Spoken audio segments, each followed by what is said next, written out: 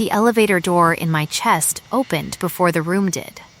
I woke from a coma and learned I had secretly married the CEO, who once stood in front of 11 people and called my life's work an omega's arithmetic. That's the whole story, the way I'd tell it to a stranger on a bus.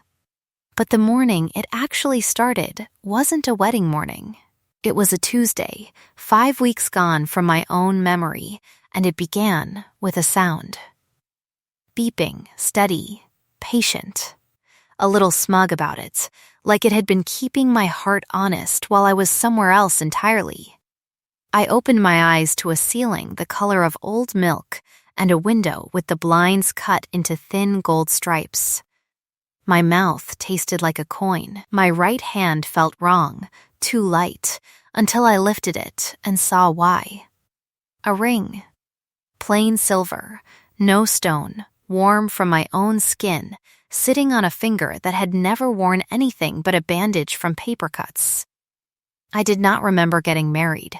I remembered exactly one thing about the woman I would later learn was my wife, and it was the day she destroyed me in front of a boardroom. That memory came first, before my own name did, sharp as the day it happened.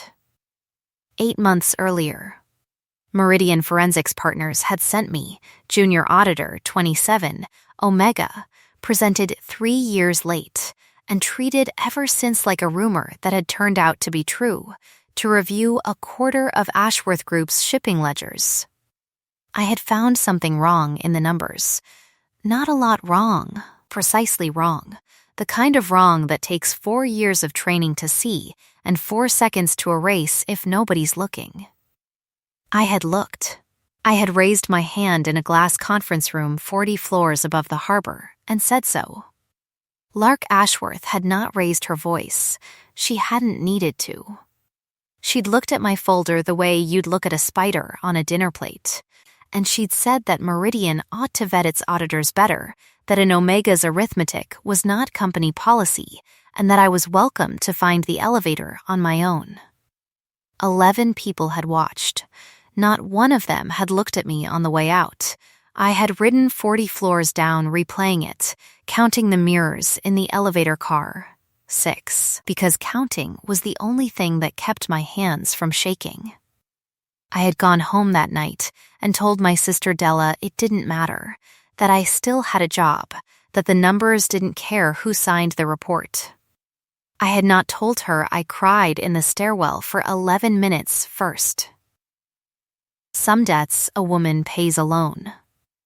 That was the last full day I owned. Everything after it, the months, whatever had happened, however I had ended up wearing a stranger's ring in a hospital bed, was a hole with my name on the edge of it. A nurse came in before I could do more than stare at my own hand. She checked a monitor, said something efficient and kind about pupils and pressure, and only then seemed to notice I was actually looking back at her. "You're awake," she said, like it was a diagnosis. "Do you know your name?" "Wren." My voice came out, sanded down to almost nothing. "Wren Calloway." "Do you know what year it is?" I told her, and she nodded, pleased, and made a note, and I asked the only question that mattered. "How long?" 5 weeks, she said. "You were hit by a car outside your office, closed head injury, 2 broken ribs, a lot of very worried people." She hesitated in a way I would come to recognize later, as the shape hospitals give to news they don't want to be the ones delivering. "Your wife's been here almost every night." The word landed wrong, like a key that goes into the lock but won't turn. "I don't have a wife." The nurse's face did something careful. "Mrs. Ashworth Calloway," she said, checking the chart like it might have changed since she last read it. "You and Miss Ashworth were married 9 weeks ago. City Courthouse.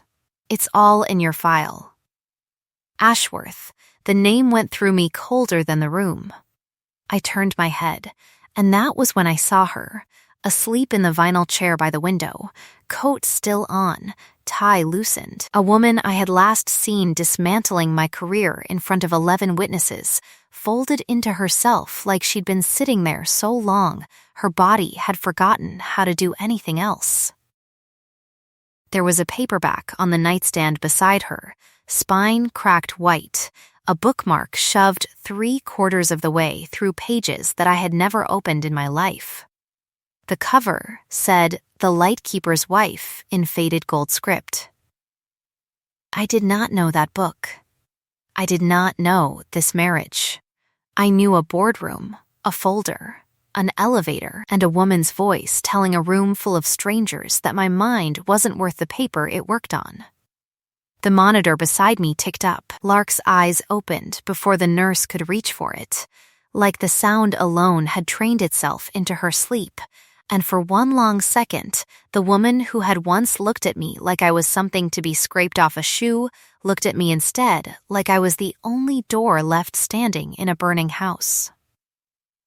"You're awake," she said, and her voice broke on the second word. I didn't answer. I was too busy trying to remember a wedding that had apparently already happened to me. She didn't reach for my hand. That was the first thing I noticed once the shock let me notice anything at all. She kept both of hers folded in her lap, knuckles pale, like touching me without asking had become the one rule she would not break even now. Up close her scent hit me before her expression did. Vetiver and cold brass, sharp and orderly, the smell of a woman who had learned early that softness got you buried. It should have meant nothing to me. It didn't. My chest did something traitorous and warm anyway, and I hated it immediately. "Do you know who I am?"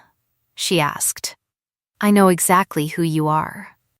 My voice came out flatter than I meant it. "You're the CEO who told a room of executives my work wasn't worth the paper it was printed on."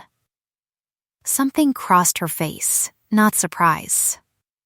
Recognition of a wound reopening on schedule. "That's the last thing you remember. That's the last thing that's true," I said, as far as I can tell. She was quiet long enough that the monitor filled the silence for her. When she spoke again, it wasn't a denial and it wasn't an apology. It was worse. It was gentle. "Ask the doctor to explain the gap," she said. "Ask him anything you want. I'll answer everything after that, and I won't rush you, and I won't lie to you. Not once. Not ever again." She stood, slow, like her body had rusted in the chair. But you should hear the rest from someone whose job it is to be believed. She left to find him herself. I lay there with a stranger's ring on my hand and a stranger's book on my nightstand, and the last clear memory I owned was of the same woman calling me disposable in front of 11 people who hadn't looked back once. Whatever had happened in the 5 weeks I'd lost, and the months before them that I apparently couldn't trust either, it had started with her tearing me down. I didn't yet know it had ended with her rebuilding, every day, a version of me she refused to let disappear.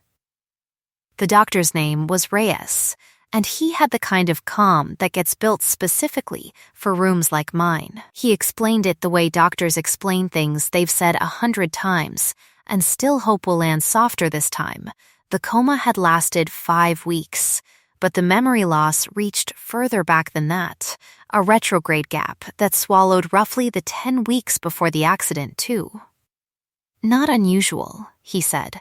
"Not permanent, usually. The brain protects itself first and reconciles later." "So the wedding," I said. "The 9 weeks." "Likely gone for good, or gone until it isn't," he said. "I can't promise which."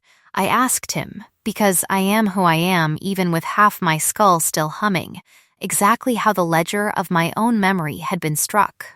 He didn't have numbers for that. Nobody ever does, for the things that matter. Josie Lynn got to me before Lark came back. She worked the desk next to mine at Meridian, had for 3 years, and she came through the door already crying and already laughing at herself for it, which was the most Josie thing that could have happened. "You scared the absolute hell out of everyone," she said, gripping my hand too hard. "Do you remember any of it?" The wedding? Tell me you remember the wedding. I have photos. I have so many photos. I don't remember getting married, I said. I don't remember there being anyone to marry. Josie's face fell in a way that told me more than any doctor had. Ren, she hasn't left this building in 5 weeks except to shower. She reads to you every night. I've watched her do it. Reads what? Some book about a lighthouse. You picked it, apparently, some story you told her once about wanting to see one. Josie wiped her face with the heel of her hand. You told me that too. Years ago. You never said her name, though. God, I wish you'd said her name. I thought about the last true memory I had, 11 witnesses, an elevator, 6 mirrors, and I could not make it fit next to a woman who read to an unconscious body every night for 5 weeks straight. Somewhere between that boardroom and this bed, something had rewritten Lark Ashworth from the outside in, and I had apparently been standing close enough to watch it happen and remembered none of it. Before I could ask Josie anything else, a woman I didn't recognize appeared in the doorway with a stack of folders under one arm and an expression like she'd been holding her breath for 5 weeks too.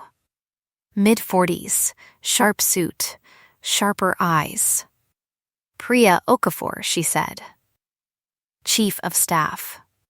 I run Miss Ashworth's calendar, her board, and occasionally her better judgment. A pause, weighing me. In 9 years, I have never once seen her sit still for anyone. She sat still for you for 5 weeks. I didn't know what to do with that. I still didn't know what to do with any of it. The ring, the book, the scent that had gone warm in my chest against my will. The woman standing in the hallway now, arguing quietly with a doctor about discharge timelines like she could out-negotiate my own recovering brain. I only knew that whatever version of me had walked into that marriage had trusted something I couldn't yet see. By the second morning, they let me sit up, and by the third, they let me eat something that wasn't broth. And somewhere in between, Lark started bringing coffee to my bedside every day at 7. Black, too strong, exactly the way my father used to make it before he stopped coming around at all. I hadn't told her that in this room. I hadn't told her anything in this room. How did you know how I take my coffee? I said, the first morning she set it down without asking. She didn't look up from the folder she was reading. You told me. In September. I don't remember September. I know. Something in her jaw tightened, controlled. The way I was learning was her only tell. I remember for both of us right now. That's all I'm offering. Not proof, not pressure. Just, I remember, and I'll keep remembering, for as long as it takes you to catch up, or for as long as you'll let me. It should have sounded like a line. It didn't. It sounded like a woman rationing herself, careful not to spend more of me than I'd agreed to give. I still didn't trust her. I had 8 months of memory that said I shouldn't, but I drank the coffee, and it was exactly right, down to the burn of it. And some traitor part of my chest went warm at being known that precisely by a woman I could have sworn, until 5 days ago, had never once looked at me and seen a person. I was discharged on a Thursday with a folder of instructions, a bottle of pills I was supposed to take twice a day, and absolutely no memory of the woman legally required to drive me home. You don't have to come to the tower, Lark said, standing at the foot of my hospital bed with my coat already over one arm, like she'd rehearsed the offer and was braced for me to take it. There's a service apartment near your sister's building, fully covered. No strings, no press. You'd have your own space while you figure out what you want. I looked at her, really looked, past the ring, past the coffee, past the name Ashworth that still tasted like a slap, and I thought about Della, 19 years old, and finally in remission, whose treatment I had bled 3 jobs to fund, and I thought about how a woman who had once erased me in a boardroom was now offering to make herself smaller so I could feel safe. What if I want to see the life I apparently already chose, I said, before I decide whether to keep it? Something moved behind her eyes, quick and unguarded, gone before I could name it. Then come home, she said. Just for now. Just to look. The car ride took 11 minutes. I counted them, the way I count everything when I don't trust my own footing. 11 minutes of silence between a woman who remembered our whole life and a woman who remembered exactly one boardroom, and somewhere underneath both of us, unspoken, was the fact that she was still, however she'd changed. The person who'd once made it clear I didn't matter. I intended to find out, one careful minute at a time, whether that person was gone or just better hidden. The tower elevator alone told me more about the gap between us than 5 weeks of hospital small talk had. 41 floors, no buttons visible, a panel that read my thumbprint before it would move, and Lark standing a careful arm's length away the entire climb, hands in her pockets like she'd trained them there on purpose. You don't have to hold still like that, I said. I'm not going to break. I know. She didn't relax an inch. I'm the one who has to remember how to be near you without assuming anything. That's mine to manage, not yours. The apartment itself wasn't what I expected. I'd braced for marble and silence, the kind of cold, catalog-perfect wealth I'd glimpsed once from the wrong side of a boardroom table. Instead, there was a scuffed rug that didn't match anything, a shelf of paperbacks with cracked spines, a mug collection that looked like it had been assembled by someone who kept every gift she was ever given. On the kitchen counter sat a pot, already simmering, and the smell hit me before I understood it. Dill, chicken, something warm and specific. That's Della's soup, I said, before I could stop myself. She only likes it with dill. Everyone else in my family hates dill. You told me that in October. Lark stirred it once, careful, not looking at me. I've been making a batch every week since the accident and taking it to her myself. She didn't want to eat much those first few weeks. She ate that. I sat down at the counter because my legs asked me to. Somewhere in a version of my life I couldn't access, this woman had learned my sister's exact tolerance for dill and had shown up week after week to feed her while I lay unconscious 40 floors and half a city away. Why, I said. It came out smaller than I meant it to. Because she's your sister. Lark finally looked at me, and because I owed you a debt I couldn't pay you directly, so I paid the person you'd have wanted me to take care of instead. I found the box 3 days later, tucked behind the paperbacks on the shelf I'd started treating like evidence, photographs, Lark laughing, actually laughing, unguarded, in a way I had never once seen her do across a boardroom table. A courthouse receipt. A folded note in handwriting I recognized as my own, 3 words underlined twice, I choose this. I sat on that scuffed rug with the box in my lap for a long time, my own handwriting staring back at me like a stranger's confession, and I understood that somewhere in the 9 weeks I couldn't remember, I had looked at this woman and decided, with my whole clear mind, that she was worth the risk. I wanted, badly, to know what she'd said to earn it. I asked her that night, over the dill soup, both of us sitting at a counter that felt too formal for the question and too small for the answer. Tell me how it started, I said. The truth, not the version that makes you look good. Lark set down her spoon like she needed both hands free for this. 3 days after the boardroom, she said, I read your audit again. Alone, at midnight, without an audience to perform for. You were right, every line. I dismissed the only person in that meeting who'd actually done her job, because it was easier than admitting the numbers were rotten under people I trusted. So you apologized. I tried to. You wouldn't take my calls for a month. I don't blame you. A brief, humorless breath, almost a laugh. I started leaving groceries at your building instead, anonymously, at first, because I was a coward. and because my mother spent 30 years teaching me that wanting anything out loud was how you got destroyed. Your mother. Vivienne Ashworth built this company by never once looking soft in front of a competitor. My father trusted the wrong partner, lost half of everything, and died of the stress 2 years later while she stood over him telling him warmth was a leash. Lark's jaw worked once, controlled, I believed her. For a long time, believing her was the only thing that kept the company standing. Then you stood in my boardroom, terrified and right, and refused to back down anyway, and I thought, there it is. That's the thing she told me got people killed. And it was the bravest thing I'd seen in 10 years. So you courted me with groceries, and terrible attempts at apology, and eventually dinner, and you needling every crack in my arguments, the way you'd audit a bad ledger, until I couldn't remember why I'd ever thought control was worth more than being known. She looked at me, steady, no performance left in it. You asked me once why you.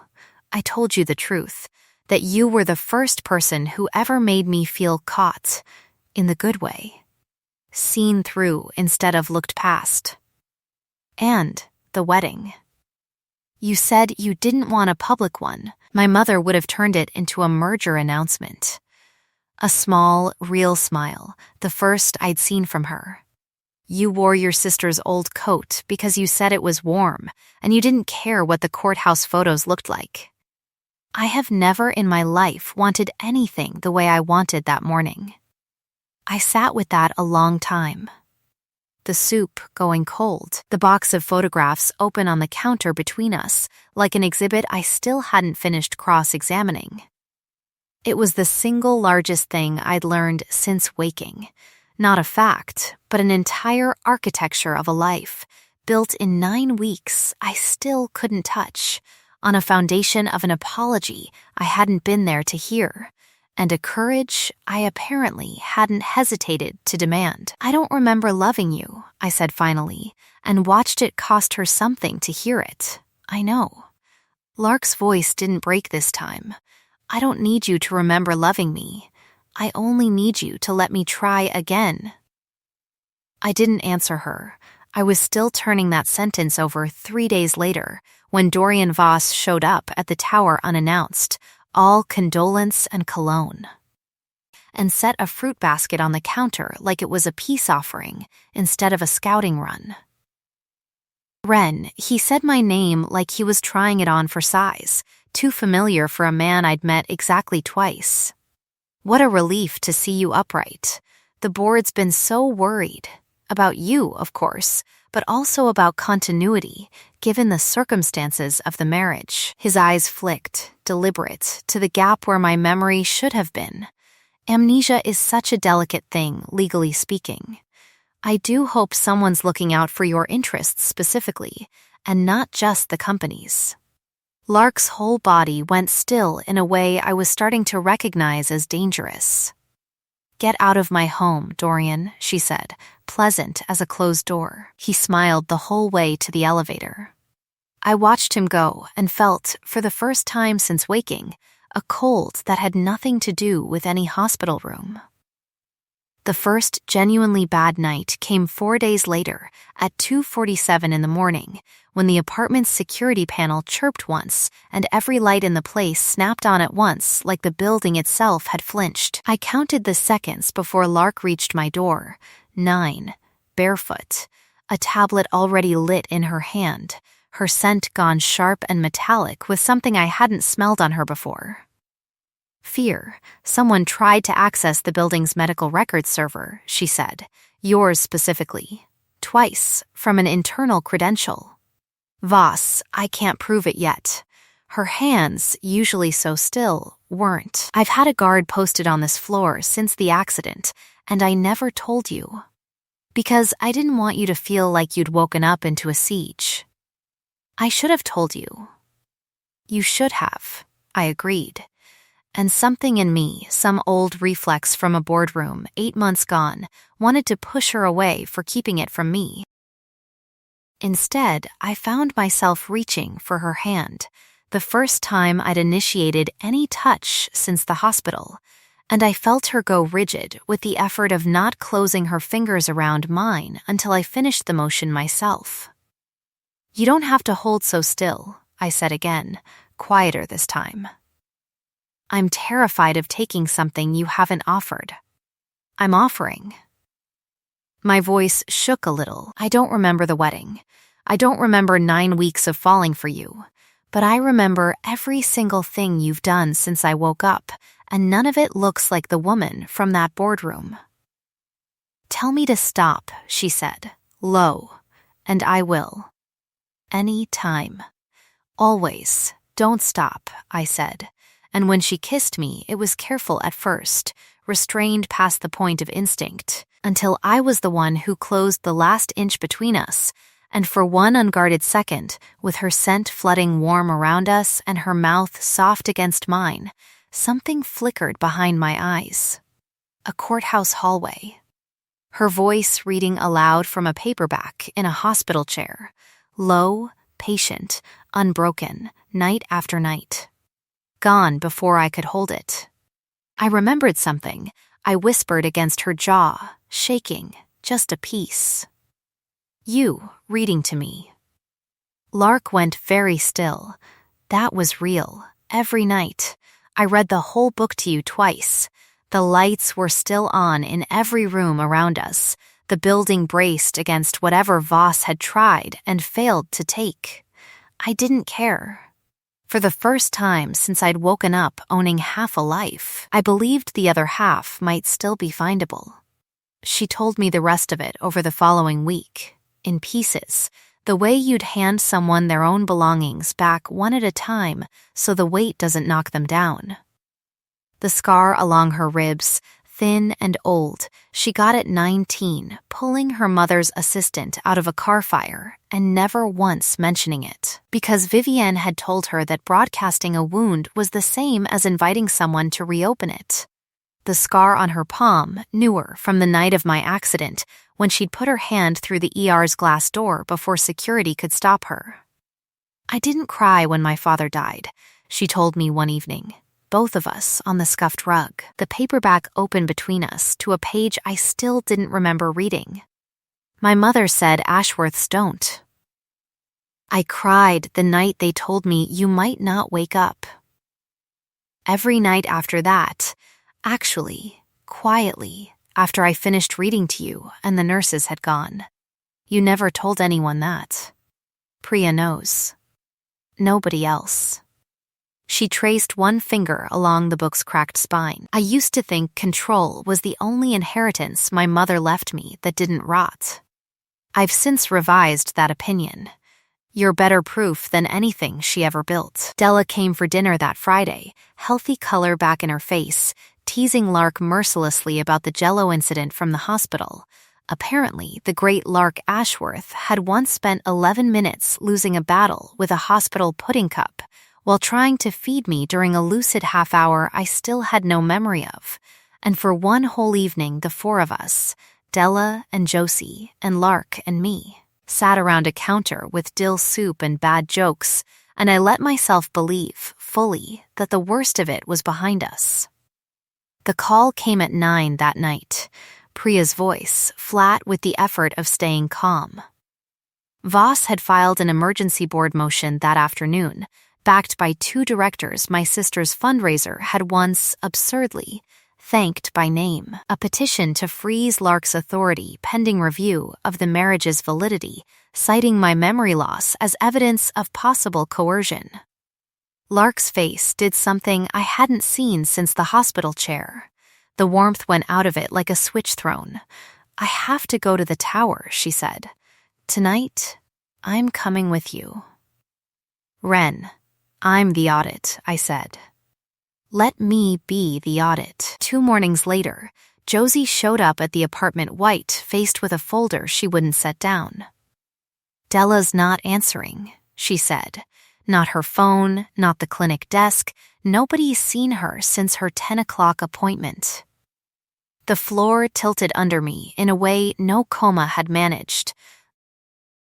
My hands found their old habit before my mind caught up, steady, counting, cataloging, because falling apart wasn't going to bring my sister back, and neither was screaming. "Voss," I said. Lark was already moving, already on the phone with Priya, her voice gone to the flat, lethal calm I'd only heard once over a fruit basket weeks ago.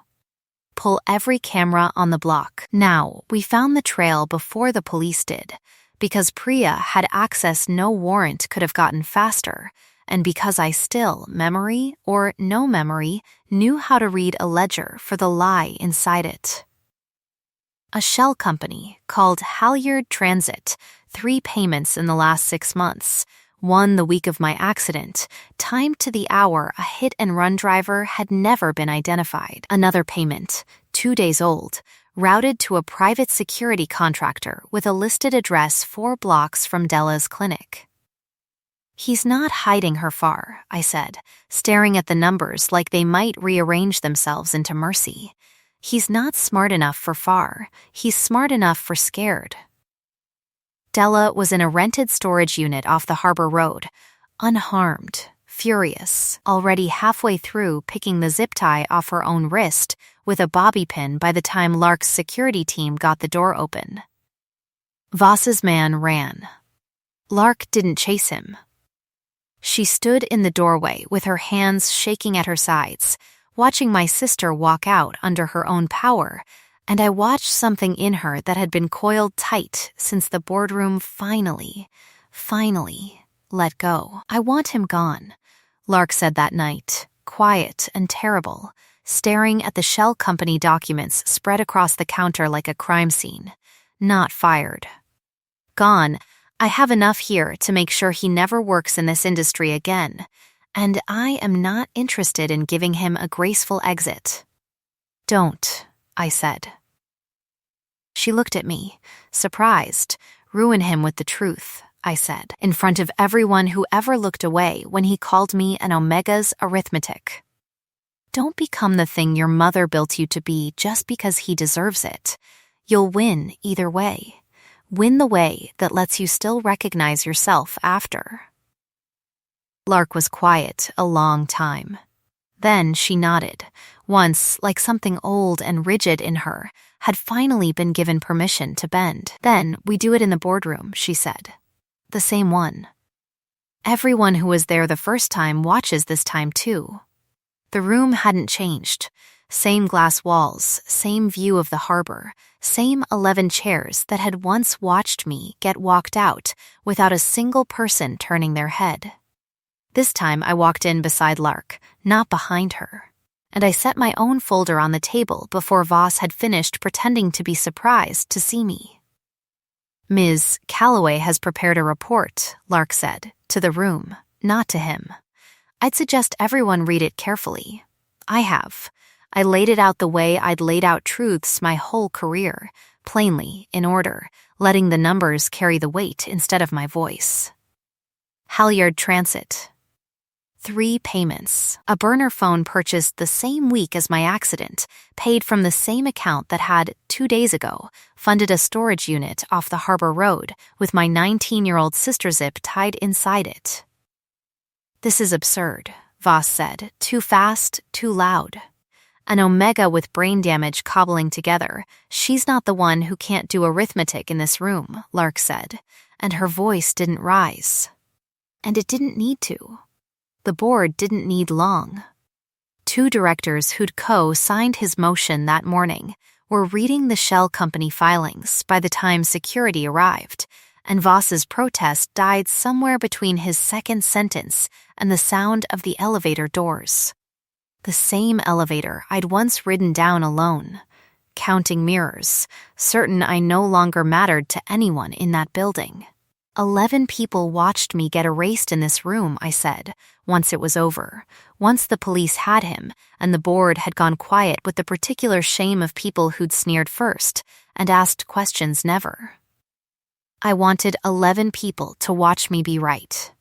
Lark took my hand in front of every single one of them, no hesitation left in it at all. "Ask me now," she said, low enough that it was only for me, "and I'll ask you with words every time, for the rest of my life. Tell me to stop, and I will. But I don't want to stop. Don't, I said. The bite came that night at home on the same scuffed rug, with the paperback open on the table beside us to the page she'd read 100 nights to a body that couldn't answer back. This time I could. This time every yes was mine, spoken plain, before her mouth ever found my throat. And the bond that opened between us afterward didn't feel like the 9 weeks I'd lost. It felt like something entirely new, built fresh on ground I'd finally chosen, with a mind that remembered every second of choosing it. A year on, the storage unit off the Harbor Road is a rounding error in a court filing nobody outside the industry remembers. And Dorian Voss is doing 4 years for fraud and conspiracy in a facility 2 states away, stripped of every share he tried to use my memory against. His name doesn't come up at dinner anymore. Nobody misses it. Della finished her program in the spring, top of her cohort, and keeps a vase of yellow ranunculus on her kitchen table because Lark never once stopped bringing them, long after there was any reason to keep proving she'd listened. We had the wedding we never got the first time, small, on the coast, with Josie ugly crying through the vows and Priya pretending she wasn't, and Della walking me down 11 feet of sand because 11, we decided, deserved to mean something better now. I wore my sister's coat again. Lark cried this time, unguarded, the way her mother had spent 30 years telling her never to. Afterward, we drove 2 hours north to a lighthouse on a spit of gray rock, the real one, salt air and all, the one I'd apparently described to her in a life I hadn't remembered giving her. We finished The Lightkeeper's Wife on the steps at the base of it, her voice low, and even the way it had been every night in a hospital chair, mine following the last page over her shoulder for the first time, with my own eyes open. The keeper in the story always found the light on. So did I, every single night since, whatever door I came home through. I woke from a coma once and was told I'd married a stranger. I know now I only forgot the middle of the story, not its ending, because a woman doesn't read to an unconscious body every night for 5 weeks unless she has already decided, all the way down, to keep choosing you long after you've stopped being able to choose her back. Love, it turns out, was never the thing my memory lost. It was the thing that stayed, patient as a lighthouse, waiting for me to come home and see it burning. The end.